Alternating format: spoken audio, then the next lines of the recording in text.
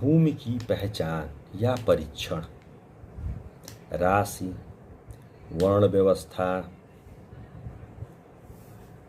उस पे उगने वाले तृण, घास, मिट्टी की सुगंध इत्यादि के आधार पर हम भूमि का पहचान तो पहले ही कर चुके हैं। आइए देखते हैं स्वाद के आधार पर, अर्थात उस मिट्टी के टेस्ट के आधार पर, चखने पर वह मिट्टी कैसी है, स्वाद के आधार पर मिट्टी की पहचान कैसे होती है। तो इसके लिए यदि हम भूमि के उत्खनन के पश्चात मिट्टी का जो सैंपल आता है उसे चखते हैं, यदि मिट्टी का स्वाद, जो मिट्टी निकलती है उसका स्वाद मधुर या मीठा है, तो ऐसी भूमि को हम ब्राह्मणीय भूमि की श्रेणी में रखते हैं, जो ब्राह्मण वर्ण के लिए सर्वश्रेष्ठ और सभी प्रकार के शुभ फल देने वाली बताई गई है।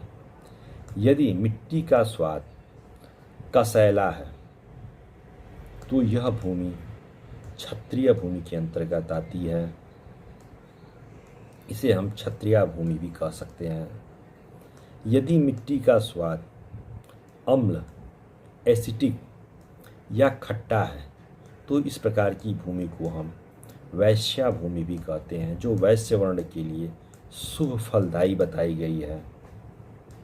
वहीं यदि मिट्टी का स्वाद तेज, कसैला, तिक्ता, मिर्ची की तरह तीखा तो नहीं पर तिक्ता, उससे मिलता जुलता ही मानिए, या तीखा हो, तो ऐसी भूमि को हम शूद्रा भूमि, जो कि शूद्र वर्ण के लिए शुभ फलदायी बताई गई है, को जानना चाहिए। ये रहे भूमि परीक्षण के कुछ प्राचीन विचार।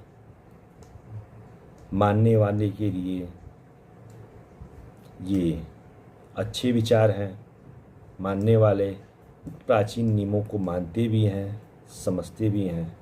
न मानने वालों के लिए ऐसा कुछ नहीं, केवल ये एक कोई कल्पना मानी जाएगी। अपना मत, अपना विश्वास, कोई किसी को कुछ कह नहीं सकता। मानो तो पत्थर, ना मानो भगवान। ये है हमारा प्राचीन वास्तु विज्ञान। धन्यवाद।